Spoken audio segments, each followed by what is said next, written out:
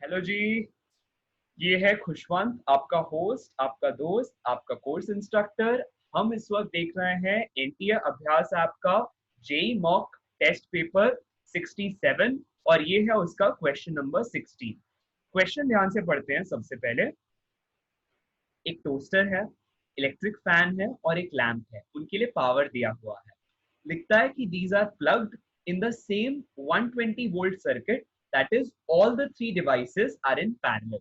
Okay, what is the approximate value of current, that is the sum of the current drawn by the three devices through the circuit?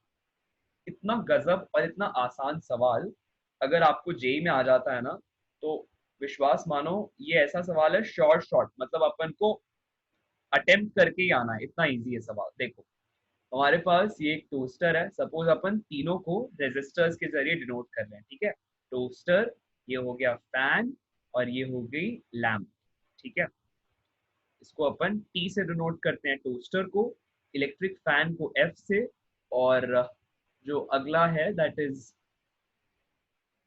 Lamp, उसको L से denote करते हैं, ठीक है। अब इनको हमने कनेक्ट कर दिया है एक बैटरी से, या कह लो जो भी कनेक्शन है अपने पास, और इस कनेक्शन के लिए वोल्टेज है 120 वोल्ट, है ना। कोई भी एक सोर्स ऑफ करंट है ऐसा मानो, ठीक है। अब यहां से जो टोटल करंट इस पूरे सिस्टम में जा रहा है ना, तो टोटल करंट वो अपन को निकालने के लिए कहा जा रहा है, this I total for all three of them, right.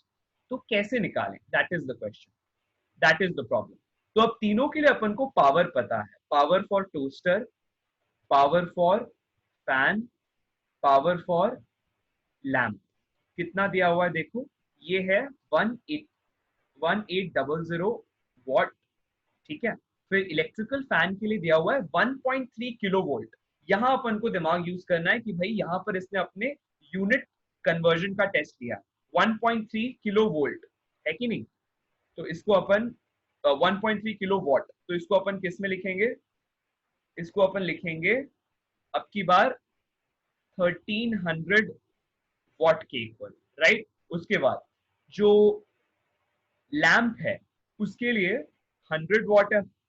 इन तीनों को अपन को ऐड करना है, right.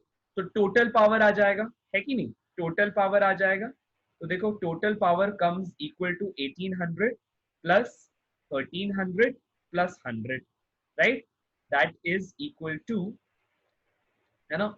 So 9 and 3, that is 12.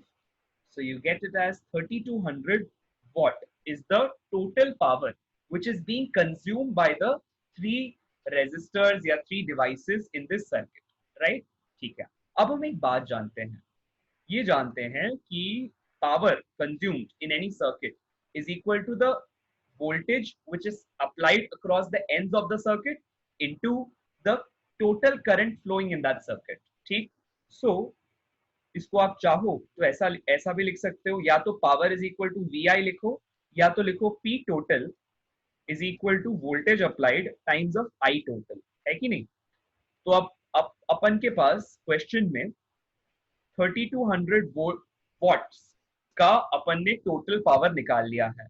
कितना वोल्टेज सप्लाई हो रहा है, 120 वोल्ट सप्लाई हो रहा है कि नहीं। और आई टोटल इसके साथ लिख लेते हैं, ठीक है।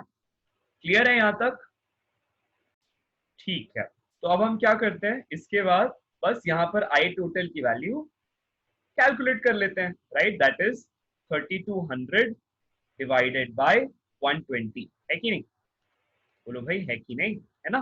ठीक है, तो 3200 divided by 120 which is nearly 26.6 amperes में आएगा, क्योंकि करंट है। तो अपन को क्योंकि आंसर देखो नियरली देना है ना। अप्रोक्सीमेट वैल्यू देखो यहाँ पर दिया हुआ है क्वेश्चन में, अप्रोक्सीमेट करंट निकालना, एग्जैक्ट नहीं। तो इसका आंसर अपन लगभग 27 एम्पियर्स दे सकते हैं, which is option number D, है ना। ये हो गया अपना आंसर, ये हो गया अपना आंसर 27 एम्पियर्स। मैं रिपीट करता हूं हमने क्या किया। हमारे पास तीन डिवाइसेस दिए हुए हैं जो पैरेलल में एक सर्किट में कनेक्टेड हैं। 120 volt is the amount of voltage that I am giving to three of them together. हमें तीनों का इंडिविजुअल पावर दे दिया गया है और कहा जा रहा है find out the total current in the circuit. तो हमने बस इतना ही किया कि सबके पावर को ऐड कर दिया तो टोटल पावर आ गया। Power is equal to V into I, ये हम जानते हैं right from the chapter current electricity.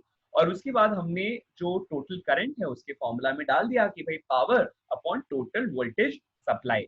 So that is 3200 upon 120 which gives us nearly 27 amperes as the answer. ठीक है, क्लियर, बहुत बढ़िया, ग्रेट।